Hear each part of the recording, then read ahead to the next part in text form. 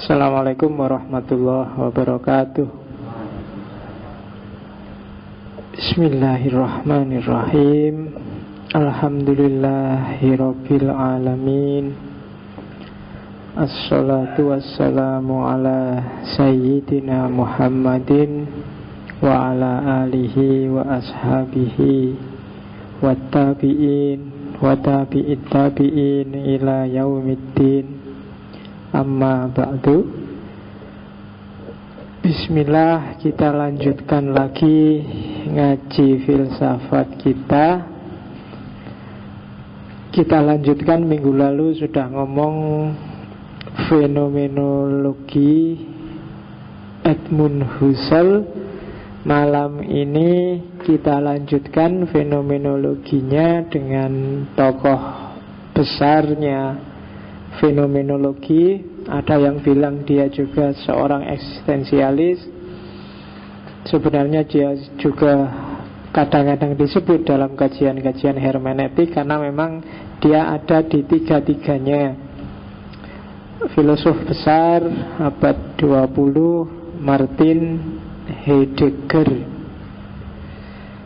Martin Heidegger ini salah seorang filosof yang paling berpengaruh. Hampir semua filosof, khususnya filosof postmodern, itu adalah murid-muridnya, atau paling tidak melanjutkan ajaran-ajarannya. Di antara muridnya yang sudah kita bahas duluan itu adalah yang Paul Sartre. Minggu lalu kita sudah membahas gurunya, Edmund Husserl. Fenomenologi yang kedua, Heidegger ini mungkin akan kita jadikan sesi terakhir untuk yang barat dulu, biar gak jenuh. Kita sudah terlalu lama ada di barat. Minggu depan kita akan awali dunia Islam. Jadi sudah terlalu sekitar 30 berapa ya pertemuannya? 34 ya, 34 pertemuan kita sudah mengobok-obok dunia filsafat barat. Minggu depan kita coba mulai ke dunia Islam. Mungkin tak mulai dari tradisi peripatetik, Al-Kindi, Al-Farabi, Ibnu Sina, dan seterusnya. Nanti kita lihat sampai kuat berapa sesi kita di Islam. Kalau di Islam sudah mulai jenuh lagi, kita balik lagi ke barat. Kita lanjutkan ke tradisi postmodern. Kalau di barat sudah jenuh lagi, ya kita balik lagi ke Islam lagi. Mungkin kita lanjutkan ke tradisi lanjutannya peripatetik, tradisi iluminasi. Kita ketemu Suhrawardi, Mula Sadra, dan mungkin ada beberapa yang lain. Kalau masih jenuh lagi, kita balik lagi ke barat lagi. Mungkin ke tradisi mungkin post struktural atau post hermeneutik. Setelah itu balik lagi ke Islam lagi, mungkin orang-orang kontemporer dan modern. Masih panjang jadi ceritanya. Tidak tahu nanti sampai berapa sesi. Mungkin kamu sudah nggak Jogja lagi, sudah lulus, tidak apa-apa, diikuti aja lewat downloadannya kalau sudah nggak di Jogja. Mungkin nanti adik kelasmu yang masuk ke Islam bagian belakang atau barat-barat bagian yang belakangan. Oke, ya karena ya seperti ini cara nyari ilmu itu. Kalau para ulama zaman dulu jihad cari ilmunya itu kan sangat jauh lebih susah dibandingkan kita. Kalau sampean semua kan enak, tinggal datang nongkrong dapat teh dan ngerti gak ada yang protes, gak ada yang itu. Bandingkan dengan para ulama zaman dulu, luar biasa. Imam Syafi'i itu dulu dikenal sebagai orang yang sukanya nyari kertas bekas, karena nggak punya uang untuk beli kertas kosong. Jadi sukanya datang ke kantor-kantor, ke tempat-tempat dinas di kerajaan itu, terus cari ada kertas bekas, nggak ada, terus itu yang dia jadiin bahan nulis. Kalau kalau Ghazali itu terkenal suka belakangan, tapi dia suka nulis di tangan terus dihapus setelah hafal. Karena dia pernah satu ketika dalam perjalanan bawa buku-bukunya, bawa catatan-catatannya, terus ketemu sama perampok. Dia ikut satu kafilah dan kafilah itu dirampok. Terus barangnya diberikan semua, dia wanti-wanti, semua silakan diambil, tapi kertas ini jangan ya, karena kertas ini sangat berharga bagi saya, katanya Ghazali. Terus perampoknya malah ngetawain dia diketawain, gitu kamu ngaku ilmuwan, padahal kamu masih tergantung sama catatan. Terus jadi dia dapat hikmah luar biasa dari seorang perampok, sehingga setelah itu dia, kalau gitu berarti aku masih nggak layak jadi orang pintar. Terus setelah itu semua dia apalin. Dan itu Syafi'i. Siapa lagi? Kan banyak hikmah-hikmah. Kalau Syekh Abdul Qadir Jailani itu dikenal orang yang zaman dia cari ilmu itu dia nggak kayak kalian. Dia sering sekali kelaparan. Kerjaannya kalau pagi-pagi dia ke pinggir sungai atau ke pinggir pasar, nyari orang mungkin buang sisa-sisa makanan, buang sawi bekas, dan disitulah dia nyari makan untuk makannya dia, karena semua bekalnya yang lain dipakai untuk cari ilmu. Nanti coba silakan, ada satu cerita ketika dia sangat kelaparan, tapi begitu ke sungai orang-orang juga rebutan dengan barang bekas itu. Maka dia tidak mau rebutan, ya ngalah, mungkin orang lain lebih membutuhkan. Ke pasar juga gitu, dia rebutan. Akhirnya dia kelaparan sendirian terus ke masjid. Ke masjid dia sudah nyerah, kalau saya mati gara-gara ini ya sudahlah, memang takdirnya. Tiba-tiba ada seorang pemuda duduk di sebelahnya, membawa makanan enak-enak, terus makan dengan santainya di sebelahnya. Dia cuma ngelirik. Kalau di kitab itu disebut, setiap kali dia menelan makanannya, mulutku ikut terbuka dan seolah-olah makanan itu masuk ke dalam perutku. Itu katanya Syekh Abdul Qadir Jailani. Si pemuda ini terus ngelirik, terus mau dikasih makanan. Abdul Qadir Jailani, enggak usah. Tapi pemuda maksa, sudahlah enggak apa-apa kok, kamu kelihatannya kelaparan gitu. Dipaksa mati-matian, akhirnya mau, terus kenalan. Sampai dari mana? Saya dari Jilan. Si pemuda ini, si Abdul Qadir Jailani dari Jilan. Si pemuda ini bilang, loh sama, kita satu kampung. Saya di sini tuh nyari orang yang namanya Abdul Qadir dari Jilan. Loh kenapa? Saya mau minta maaf, saya itu dititipi uang oleh ibunya untuk dikasih ke dia. Cuma saya kelaparan di jalan, uangnya tak ambil, sebagian tak beliin makanan ini. Jadi berarti itu tadi jadi makanannya sendiri si Abdul Qadir Jailani. Dan itu ceritanya Abdul Qadir Jailani. Dan masih banyak sebenarnya kisah-kisah sengsaranya. Mungkin karena sangat susah dan perjuangannya luar biasa itu mereka jadi. Maka kalau orang Jawa itu gunanya tirakat, kalau dalam agama itu gunanya puasa. Karena hanya orang yang puasa yang akan menemukan indahnya berbuka. Jadi jadikan ngaji-ngaji, mungkin mau copot lah, mungkin filsafat lah, sebagai bagian dari tirakat kita, sebagai bagian dari puasa kita. Biarlah yang lain jalan-jalan di luar, nonton TV, nonton YKS, nonton campur-campur, nonton OVJ, kita ngaji aja. Nggak enak sih karena pening belajar filsafat, tapi itulah bagian dari tirakat kita. Karena al-ilmu itu kan nurun. Jadi ilmu itu cahaya, bukan karena usahamu untuk memahami, tapi karena izin Allah untuk memancarkan sinarnya sehingga kamu paham. Oke, itu wasiatnya. Karena hari ini kita akan ngomong orang yang luar biasa dan agak ada kontras antara perilaku hidupnya yang banyak di dalam tanda petik dicemooh orang dengan pikiran-pikiran filosofisnya yang luar biasa, yang mempengaruhi sangat banyak pemikir. Bahkan bisa dikatakan semua idenya Heidegger itulah nanti yang diambil sesuai perspektif masing-masing muridnya, termasuk dari tradisi hermeneutik, dari tradisi teori kritis, dari tradisi filsafat wacana, dan seterusnya. Itu banyak sekali mengambil inspirasi dari Heidegger. Ini orangnya asli Jerman. Yang agak kontroversial dalam hidupnya adalah dia pengikut Nazi dan sering muji Hitler. Itu yang terus jadi kontroversial dalam hidupnya Martin Heidegger. Sejak kecil dia lahir di kalangan ulama, pendeta Katolik. Meskipun nanti setelah kawin dia pindah jadi Protestan.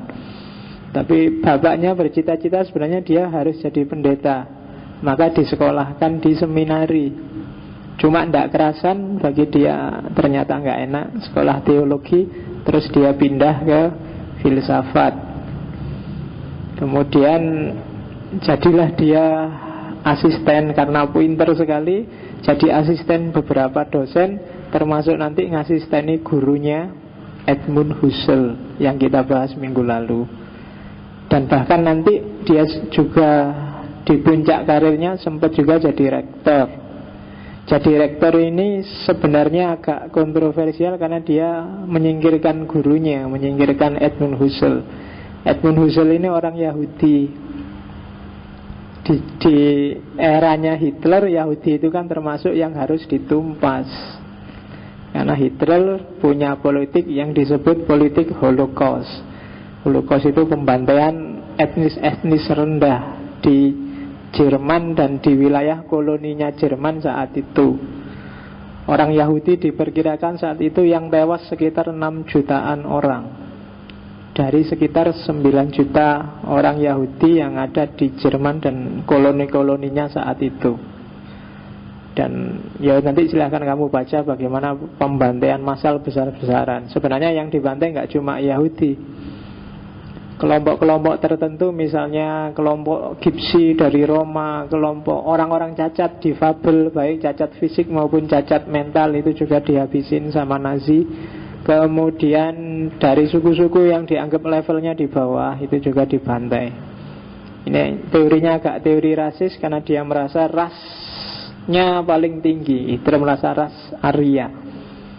Jadi ras Arya itu sumbernya dari Kaukasia, jadi agak Kaukasian. Kalau kita ini kan kebanyakan Mongoloid, paling ada campuran dikit dari Australian. Mongoloid itu agak Mongol, jadi matanya nggak terlalu lebar, agak sipit dikit. Kalau warisan dari Australian itu biasanya kulitnya agak coklat, hidungnya agak pesek. Dan itulah kita, jadi beda sama Arya. Kenapa kok Australia itu nggak kayak kita? Nggak, Australia yang asli ya aborigin itu, bukan Australia yang kamu lihat sekarang yang bau barat. Jadi mereka merasa ras Arya lah yang paling unggul, maka semua ras yang lain harus tunduk. Kalau nggak mau tunduk ya disikat. Itu kebijakannya Hitler zaman itu.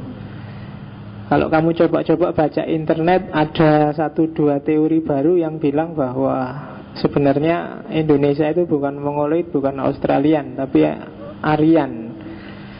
Saya tidak tahu tesisnya apa, karena diasumsikan bahwa Arya ini kan adanya di sekitar Himalaya dan sekitarnya dari India, terus menyebar kemana-mana. Persebaran paling awal agak ke utara, agak ke tenggara kalau ke Indonesia. Kalau ke Indonesia itu masuknya ke Sundaland, diawali dari Jawa Barat. Kemudian yang agak ke utara dikit itu ke Iran, dan di situ terbentuklah dinasti-dinasti besar Persia kuno yang nanti ditaklukkan oleh Islam, kemudian ditaklukkan lagi oleh Mongol, ditaklukkan lagi oleh Tartar, sehingga mereka kembali ke identitas awalnya, nggak mau lagi pakai Persia, sekarang pakai Iran. Iran itu kan memang nama awalnya Iran, dan itu Aryan. Tapi saya agak meragukan itu kalau dia ke Indonesia, perlu penelitian lebih lanjut, karena secara fisik agak jauh antara Indonesia sama Arya. Sudah beli orang Indonesia kan cenderung kecil-kecil, kulitnya coklat, hidungnya pesek, dan itu sangat tidak Arya. Gampang-gampangannya kamu lihat orang Iran. Orang Iran tinggi, besar, kuaga, hidungnya mancung. Kalau ceweknya nggak ada cewek jelek kalau di Iran itu. Sejelek-jeleknya orang sana, kalau masuk ke sini mesti kamu sweet-sweet. Ya, coba aja. Itu apalagi nanti kalau sudah agak ketemu dengan teman-temannya dari yang agak ke tengah, kamu sebutnya Timur Tengah, itu luar biasa. Persilangannya bisa kamu lihat misalnya Libanon. Libanon itu luar biasa. Perempuannya, fisiknya luar biasa. Dan kalau di Eropa itu kamu lihatlah Italia lah puncaknya, itu kan menggambarkan sekali seperti apa ras Arya. Sumbernya sekitar Hindustan masih ada sisanya. Jadi kalau kamu lihat India yang jadi bintang film, yang cakep-cakep itu biasanya Aryan. Sementara yang orang asli, yang Dravida, yang hitam-hitam, yang jelek-jelek, yang bagian dipukuli sampai jungkir balik, itu biasanya ya itu Dravida, yang oleh Arya dianggap levelnya di bawahnya. Jadi yang bintangnya itu kan biasa yang menang film India. Kamu yang rajin nonton film India, orang paling kuat di dunia itu orang India. Dipukuli sampai nabrak tembok, jebol itu tidak apa-apa, dia bangun lagi, dipukul lagi sampai bangun lagi. Itu jagoannya orang India. Oke. Dan nanti Heidegger setuju dengan Holocaust, setuju dengan Hitler, sehingga nanti setelah Perang Dunia dia termasuk orang yang dalam tanda petik diisolasi, di denazi, apa istilahnya, pokoknya kayak sekarang dideradikalisasi ya, itu dibersihkan nazinya, sehingga dia kebanyakan buku-buku filsafatnya dia susun di pinggir hutan. Hutannya namanya Black Forest, bukan Black Forest coklat itu ya, di daerah namanya saya lupa daerahnya. Oke. Yang kontroversial dari Heidegger yang lain adalah kisah perselingkuhannya. Ini juga carilah buku, sudah diterjemahkan dalam bahasa Indonesia. Perselingkuhan yang paling terkenal, dia punya 2 selingkuhan yang dua-duanya sama-sama mahasiswinya. Jadi yang pertama namanya Elizabeth Blossom apa siapa itu, tapi yang paling terkenal yang kedua ini namanya Hannah Arendt. Hannah Arendt ini nanti filosof besar juga. Jadi, dan ini nanti gaya seperti ini dilanjutkan oleh muridnya yang Paul Sartre, yang punya selingkuhan juga namanya Simone de Beauvoir. Dan selingkuhannya jadi filosof besar juga. Jadi yang ingin jadi filosof, selingkuhlah dengan filosof. Hannah Arendt itu ketika selingkuh dengan Heidegger, dia umurnya 18 tahun, jadi mahasiswa semester 2. Sementara Heidegger umurnya 35 tahun, sudah punya 2 anak. Hannah Arendt ini Yahudi, makanya agak riskan, sehingga setelah 1,5 tahun selingkuh sama Heidegger, Hannah Arendt ini disingkirkan oleh Heidegger. Antara lain alasannya mungkin biar dia selamat dari serangannya Nazi. Jadi dari Universitas Marburg dengan alasan bahwa Hannah Arendt, kamu nggak nyampe kalau kuliah di sini, kamu agak bodoh, jadi pindahlah ke universitas yang lain. Di samping untuk menyelamatkan cerita perselingkuhannya, dia juga ingin menyelamatkan dari Nazi. Cuma nanti ketika Nazi mulai mengganas, Hannah Arendt terusir dari Jerman, dia menggelandang sampai Amerika. Dan syukur di Amerika dia sukses. Banyak tulisannya, banyak karyanya, dia terkenal. Setelah Nazi jatuh, sekarang kebalikannya, Heidegger yang dikejar-kejar oleh militer. Sementara Hannah Arendt nggak jaya lagi. Heidegger ini dikritik oleh semua murid-muridnya. Musuh besarnya filosof juga namanya Karl Jaspel, sama-sama agak eksistensialis juga. Dan ini musuhan sampai mati sama 2 orang ini. Sementara 2 muridnya yang mengkritik terus gurunya, antara lain Adorno sama Marcuse, itu muridnya Heidegger yang ngeritik gurunya. Guru sampean harus minta maaf karena setuju sama nazisme, setuju sama Holocaust, setuju sama Hitler. Tapi Heidegger nggak mau minta maaf sampai terakhir. Dan yang tetap setia sampai akhir, tidak mau menjelek-jelekkan gurunya, adalah Hannah Arendt ini. Nanti setelah Hannah Arendt jadi filosof besar, Hannah Arendt tetap setia mengunjungi guru besarnya dan selingkuhannya ini sampai Heidegger meninggal. Itu jadi cari aja bukunya yang judulnya Perselingkuhan Martin Heidegger dan Hannah Arendt. Saya lupa judul pasnya apa, tapi ada kata perselingkuhannya lah. Sudah lama, tahun berapa itu diterbitkan. Dan itulah kehidupan si Heidegger. Sekarang kita masuk ke pemikirannya. Kita lihat ada apa di Ya, jadi Heidegger adalah anak zamannya. Mulai minggu lalu di fenomenologi